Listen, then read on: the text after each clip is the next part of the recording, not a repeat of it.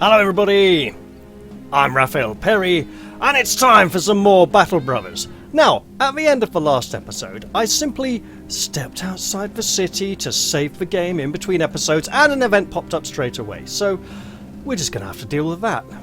It's a familiar one that we've seen up north, but feels oddly appropriate down here in the arid desert wastelands. While walking the streets of El Hadet, keep on calling it Hadat, of El Hadet, you come upon a crowd standing around a hanged man. He must have been of some notoriety. The folk are muscling one another to try and get a turn to cut a toe or finger off as a sort of hanging heirloom. An old man is quickly elbowed out of the mob. He turns to you, voice raspy, his bony fingers tented like sickly ribs. Ah, sellsword, are you? Of course, I can smell your business, the purchases you've made. Say, would you do a bit of work for me? I need a number of that dead man's fingers and toes. It's formal work, you shall see. You shall see. I'll give you 500 crowns in return for it. You ask why he needs that particular man's appendages. The crooning, shoulder-cowed man laughs. A heckle if ever there was one. Aye, good question. Good question.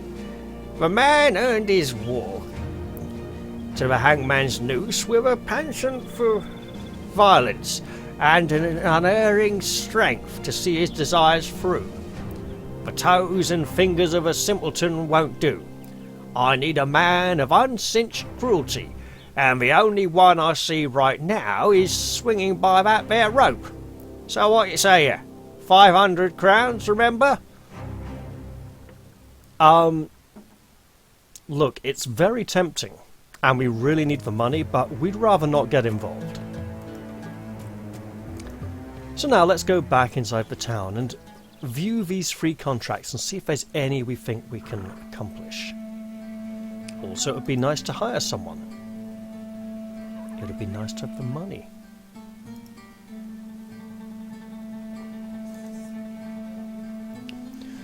Shuyab al-Aban, the Vizier of War, sighs as you enter his room. Ah, a crownling. I'd almost forgotten I'd requested your sword to come ruin my day. You stare at the Vizier with his shit faux Napoleonic outfit, as he is far too belaboured to extricate himself from a sea of cushions and a harem of women who are there to fluff each and every one. Well, I suppose I shall sully an hour if only to get this matter settled.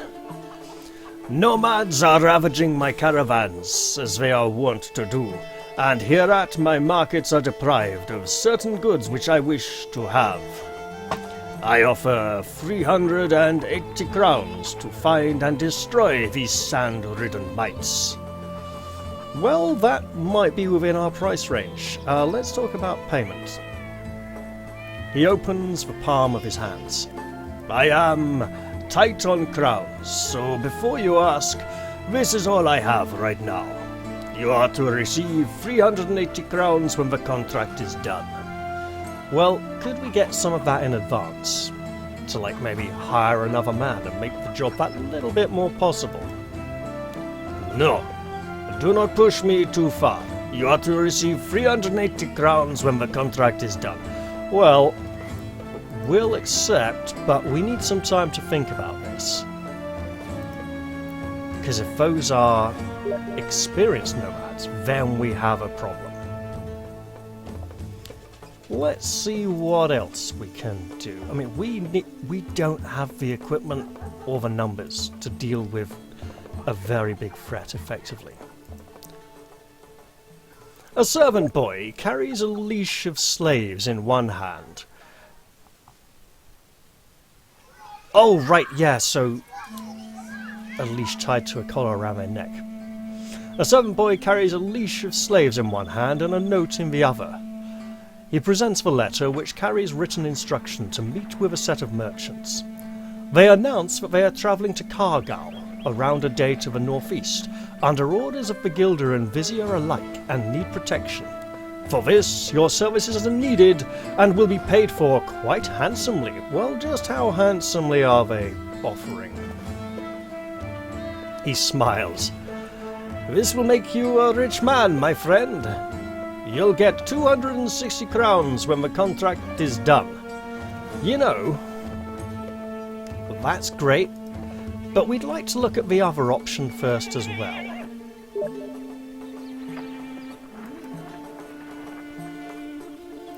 Tamim al-Haddad, the High Priest, is standing over a map so enormous that it cannot fit on any table, but is instead parcelled out and spread across the marbled floor. It seems unnecessary, as a map could be easily contained in proper resolution. But you keep this observation to yourself, because the game developers like to play at massive resolutions larger than my actual screen size, and I had to beg them to actually support a screen size this small, when my screen isn't that small in terms of resolution. The Vizier walks over the paper and points to the location. I wonder if this was an in-joke about their ridiculous zoomed-out preferred resolution, or the extremely large resolutions they like to have the game played at by people who buy it and play it, you know. Beasts have set upon this part of the realm and are seeing to its destruction in a manner that I have not agreed to. I have more important matters to attend to here. If that's more snakes like the giant serpents we encountered in the last episode, this might not be something we can handle. He points to another area of the map which looks just like a bunch of empty desert. He continues. So I need a man such as yourself, Crownling, to see these roaming monsters. Particular to your success, you will be rewarded 390 crowns, which will be more than suitable. I'm afraid we can't really be a part of this. We are not willing. Okay. Our wages are 19 a day. If we take the caravan escort, we might be able to hire one more man. Nazer Sadan, the cripple. Well, he would be cheap. If we take this trader,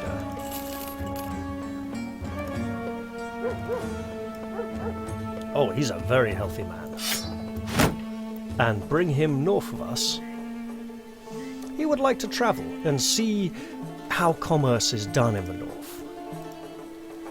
Let's indulge him and take this contract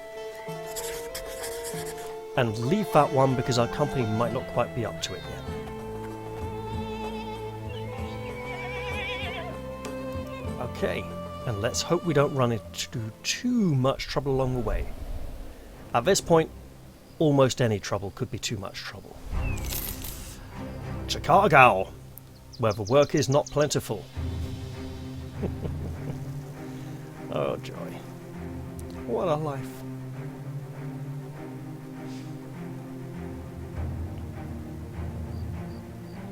But hopefully we will begin to improve our lot. Hopefully. I wonder if the caravan guards will be southern caravan guards, because that would make sense, right? Yes, yes, I see their portrait. The conscript portrait is southern. Reaching Cargal, the caravan leader strikes up a conversation as if you two might have something in common.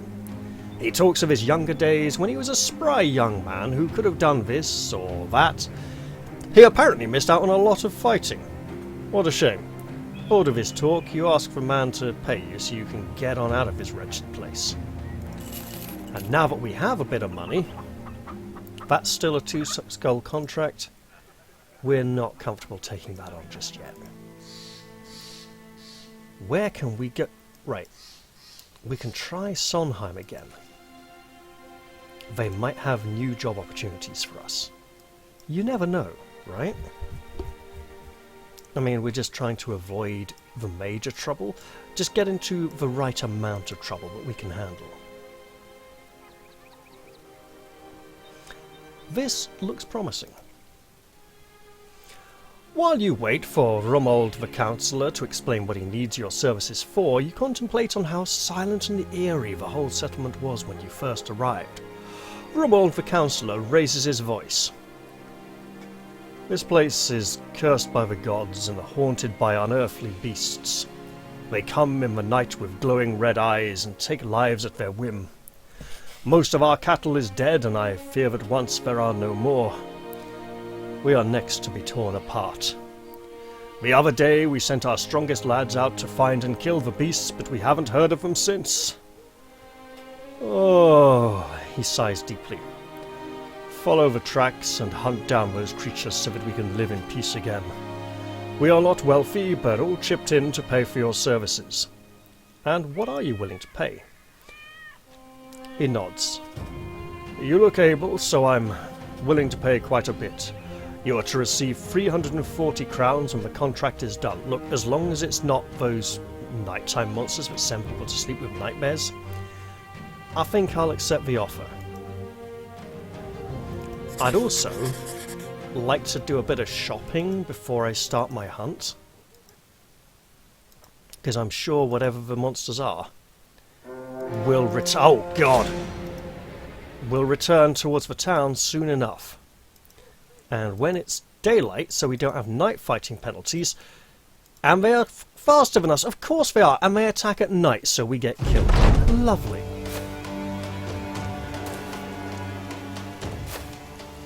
Nazir says these Nachzeres in his part of the world are called something that sounds like ghoul. He is somewhat loath to face them, but we don't appear to have a lot of choice. But we have a spear. Yeah, just for one, I know. One spear and many ghouls. Are they all waiting for us? No! Good. The spear was of little use. Right. Got him. Brilliant. Nazir can wait. Can we get the kill? No. Can we get to here? No. Lovely. Shield up, guys. It's going to be a long battle.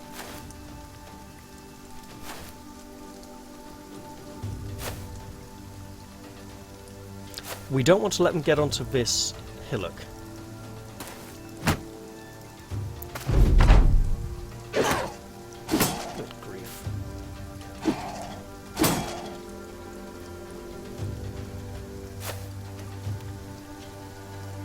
We could... and they're going to do it anyway, by the look of it. Lovely.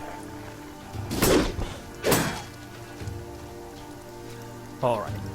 Hit him. Yeah! He's no longer a threat. Right. Hit this one. Wow. We're nailing those low percentage hits today.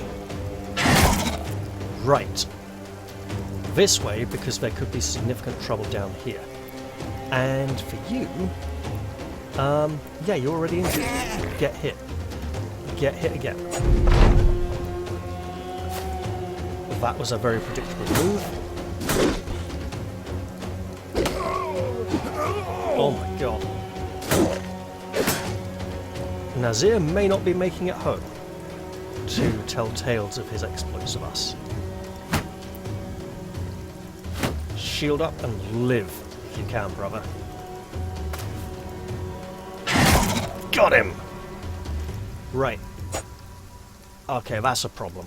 Bye-bye, monster. Very scared monster. Very dead monster, very dead ally.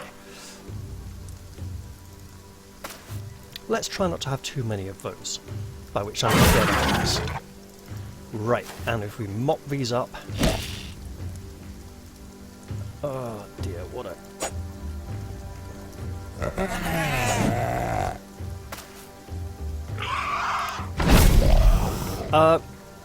I don't think we can catch him.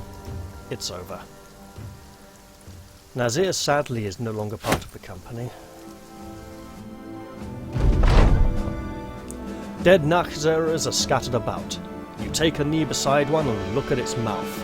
Whatever was in its lungs is still issuing forth, a wheeze burping out.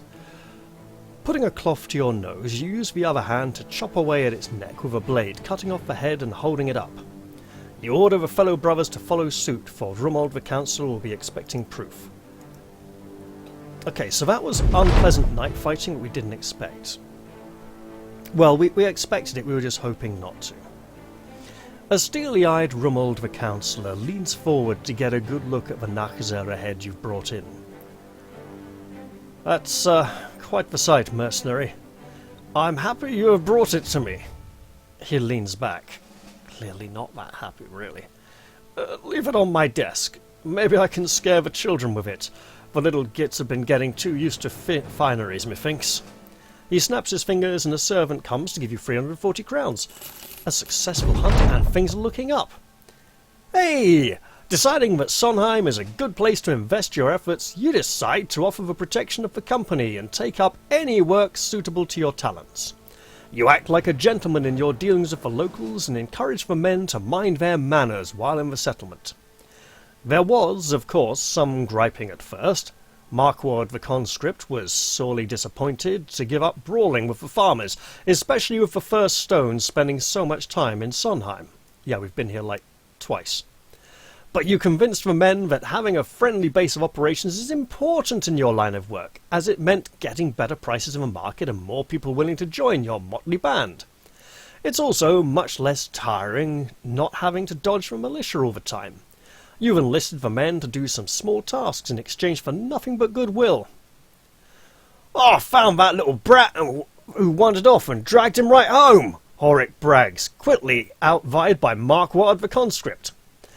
I went to the market for the old spinster, split her firewood for winter, and even put out her washing, but I draw the line at rescuing cats from trees.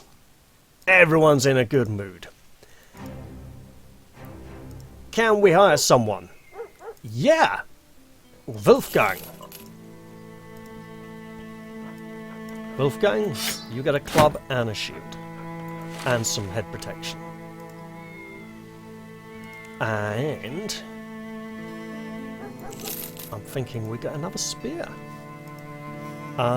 56, 55, okay, look. I'm thinking you get the spear. And Markward the conscript, who's doing pretty well actually. Let's see what we can get him. And I did say he was looking like a 200 weapon wielder, didn't I? Yes, he was. So he's going to need lots of health, some attack stat, and fatigue. He'll also be needing melee defense as well. So if he's going to be a two-handed weapon user,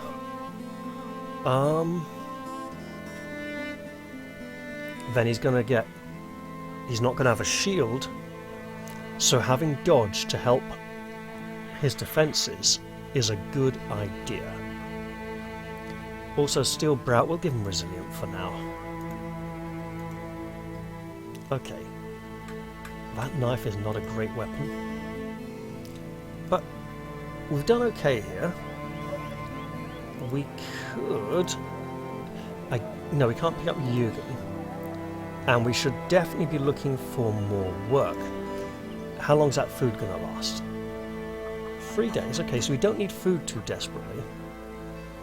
We do need employment. So let's go looking for that.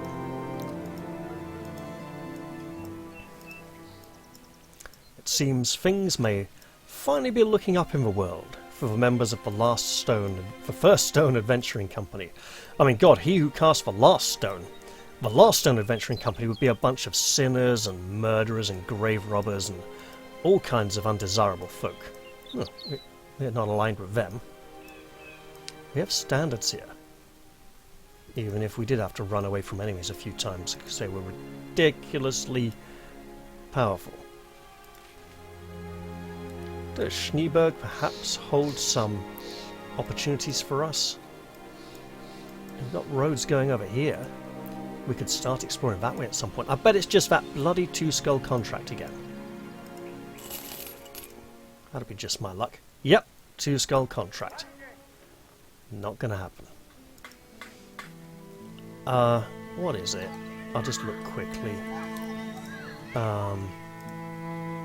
hunt down for 2 skulls. We can't do that, not with our current company. And we need tools, but at that price, no. Let's sell both of these because we really need the money. And carry on our adventures looking for suitable opportunities. Right, that's a castle. That's a not castle. This is a road. Last time we trod it, we encountered a ridiculously potent enemy that we couldn't face and had to turn back. So we have dipped our toes into the southern deserts and experienced some of the finery and opulence and... what is the word? Patronization that they indulge in. Yes, they are sarcastic and patronizing and treat us badly as if we do not belong in their lands. As if they are luxurious and we are undesirable. They've made it clear that we are no great friends of theirs.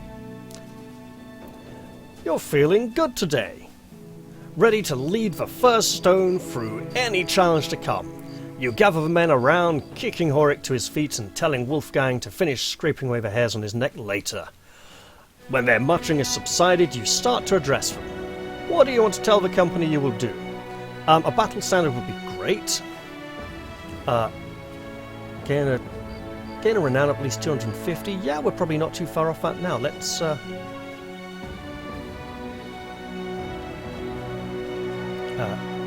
8 more contracts of any kind. Okay. Well, that's got to be even easier, hasn't it? There are cooks, scouts, and many who can support us off the battlefield. We'll hire one that suits our needs best. And they cost like 5,000 gold. Oh hey, 3,000 for the cheapest. But now we can look at these followers, these camp followers, and see that they have unlock requirements. So for the cook, we'd need to have 3 of 8 different types of provisions. I don't know if we'd need to have all of those at once or just buy 8 different kinds of food. And then we'd get food would last longer before it would go off, we'd regain health faster. For minstrel, we'd need to visit loads of settlements, probably everywhere on the map. The alchemist, we need to make things of a taxidermist. For brigand, we need to raid caravans. Probably not going to do that with this company. Northern raiders, we could have fun with that though. The cartographer, discover a legendary location. The lookout, I mean look, the benefits are nice, but I should be looking at the unlock requirements mainly at this point. Find some more locations for the lookout, not that we can afford any of these right now anyway. For the scout, 1 battles against beasts, okay. The blacksmith, repairs, had none of 5 items repaired at a town smith. We can do repairs in the shops as well. I'll have to check that. Again, we don't have a lot of money. The negotiator lets us start haggling for longer without reputation loss and without annoying the people so much, so we could get higher pay. So once we've done a lot of contracts, we can start indulging in that if we want. And I imagine this would be very popular with certain friends of mine. The quartermaster would do some more caravan escorts. The recruiter, recruit more men, sure, we'll give it a try. The drill sergeant, retire a man with a permanent injury that isn't indebted. Oh, I'm probably never going to get that one then. The paymaster, have a roster of 16 men. That's literally impossible when playing the Lone Wolf Origin. You'd think they'd change that to have a roster of 12 men for the Lone Wolf Origin, but no, we're just apparently never going to get this one. The surgeon, treat injuries. The trader, sell trade goods. The agent, allies with a noble household. So these, right, most of these unlock conditions are late game stuff. Well, the unlock and the hiring fee are so late game that we're just not going to have any of them anytime soon. This definitely feels like a late game stroke end game DLC, right? Lots of high level stuff for experienced players who will sit there and go, well, look, they came from here. Up north there could be something nice, but if they came from this direction, they didn't. They came from the other direction, but we're on the road now. Grunfeld, do you have work for us? Please have work. And the caravan just left. Hey, there are people we could hire. Excellent. Valdemar looks good. Hank Eagle Eyes has a slightly better shirt. We need money to buy equipment. Let's take that malicious spear. After. Engelbert of Grunfeld offers some bread and beer and seems happy to avail himself. After some small talk on how you like Grunfeld, he gets to the point. Oh, this region has been prosperous before, but many of our assets have been pillaged, burned, or taken over by brigands. We need you to go to the wheat fields outside of Grunfeld and clear it of any occupants, so we can safely send materials there and have our craftsmen rebuild what we once had. He leans over the table and looks firmly at you. Are you willing to assist us in this endeavour? Let's talk coin. He smiles. This will make you a rich man, my friend. You'll get 230 crowns when the contract is done. You know what? That is good pay for a one-skull contract. We're not going to ask for any more. Okay. Now.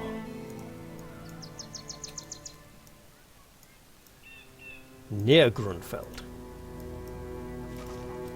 Let's go in the other direction, because apparently that one wasn't it. Oh, man. There we go. Kick our... Oh, spiders!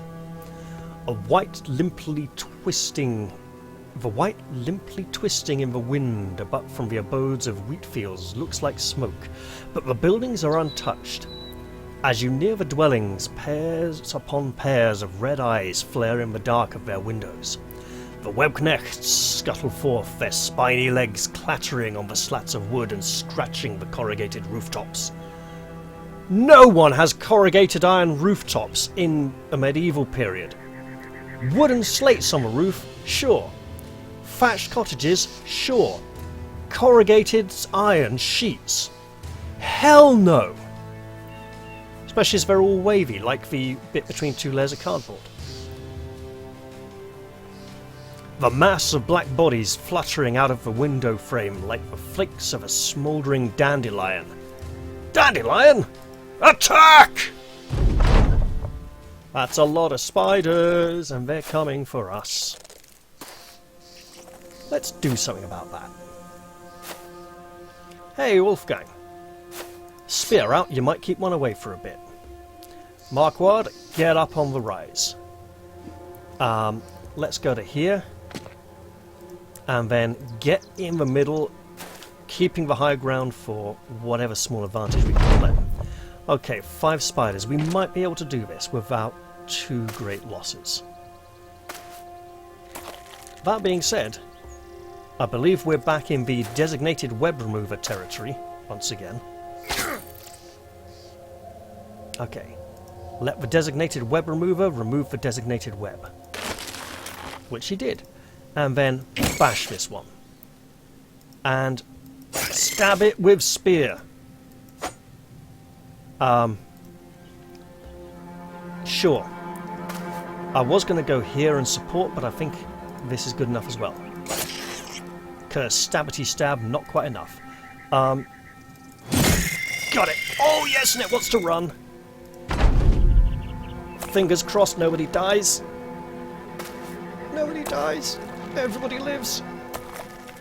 Everyone gets covered in webs. But everybody lives. And you need to get out of the web. You also need to get out of the web. Try. Yes, good. You just need to try and hit and kill. Uh-oh. The venom is coursing through his veins. Bob the Builder. Can he stab it? Bob the Builder. He's got a spear.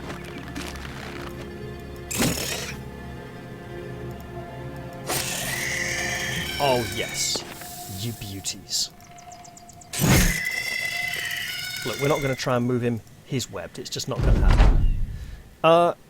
Run him down. It's like right there. We're going to get this kill. We're going to be as petty and vindictive as it takes to make sure this spider doesn't come back again to cause this town trouble. And Horik got a level. Excellent. Ooh, lots of gossamer. We can do something fun with that. You look over the battlefield and nod. Happy to still have a head upon your shoulders with which to nod with. With which to nod. You don't need the extra with there. Time to return to Engelbert of Grunfeld. Well, that's taken care of. Well, that's great.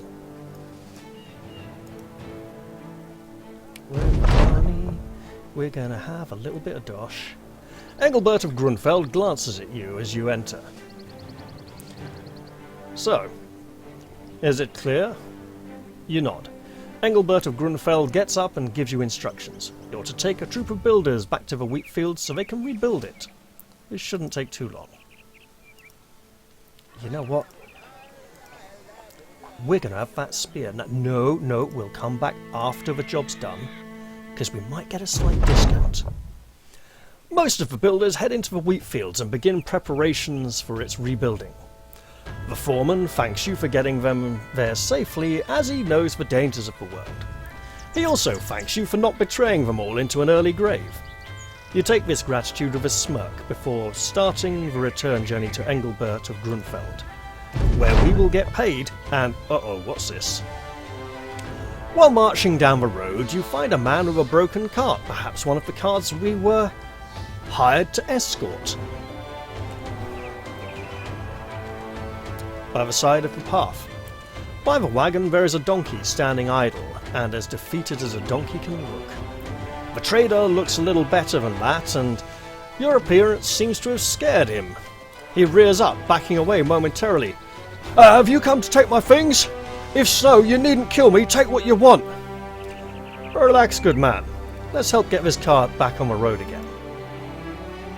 You disarm the man from his fears and order a few of the first stone's finest to get the wagon back on the road. That's good, because there's only a few of them. They make short work of it, and the trader looking rather impressed by their efficiency.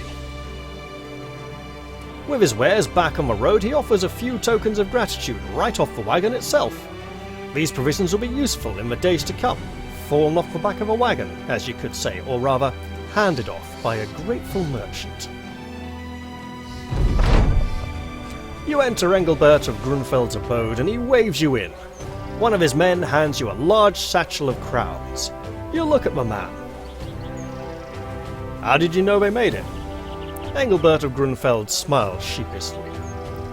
I have many eyes and ears in these parts. Even the birds talk to me. Well, that explanation's good enough. And now, we've got money. We can hire someone.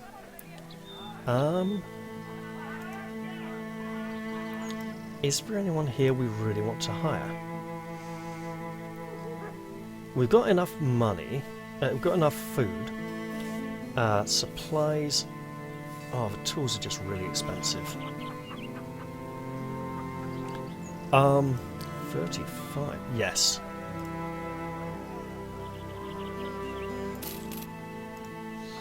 Yes, survival of the thickest. As in stupidest. Right, Horik the Noseless, victim of many injuries. Gets to be level 2. Right, he needs that. He needs this. He's gonna need these two in the long run. 4-point resolve is pretty rare, so we're gonna jump on that. Clearly his life-changing incident has made him that little bit more confident that he's gonna... Look, he's got a bold example to be led by.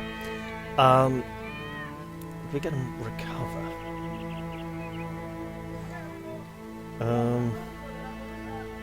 We get him fast adaptation because he isn't going to be doing ranged. Look, he might do. He might start throwing some ranged weapons at some point. Let's mark that up for repair. And I think That spear is a good price for a spear. Let us buy the spear. There are no shields to go with it, so if we hire someone to use that spear, he will be vulnerable for a little while. Baldemar is incredibly cheap.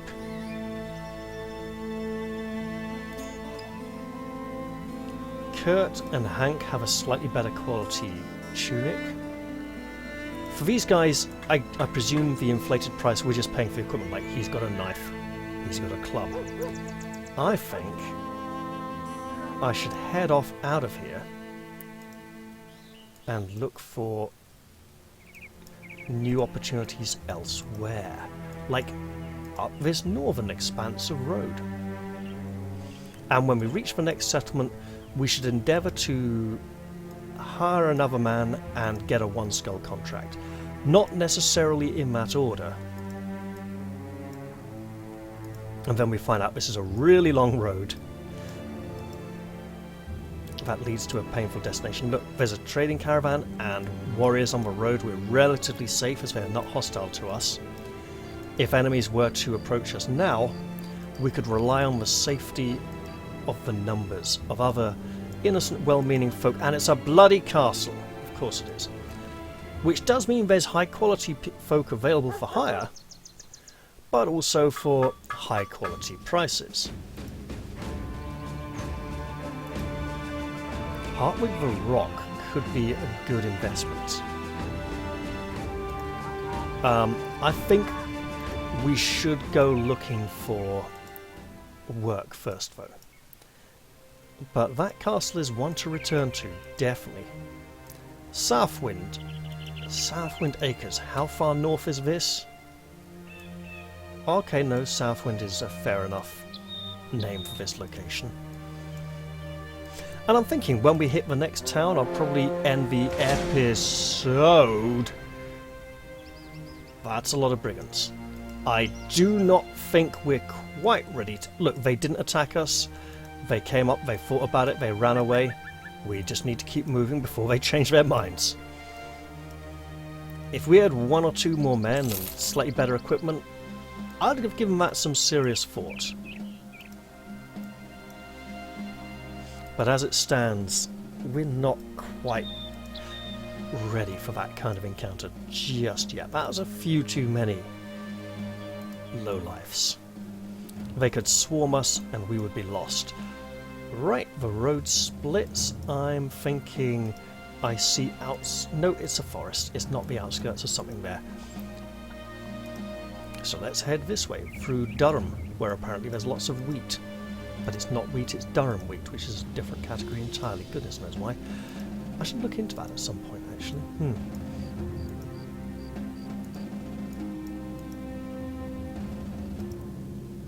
There's a road through this forest, apparently. It's very hard to make out at this point.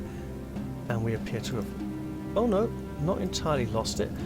It's not a castle! Vice. A 2 and a 3 skull contract, well, we can't do either of those. So I'm thinking this is a good time to end the episode. I hope you've all enjoyed this one, and I do look forward to seeing you all in the next one. I'm going to say bye-bye for now, though, and cheerio!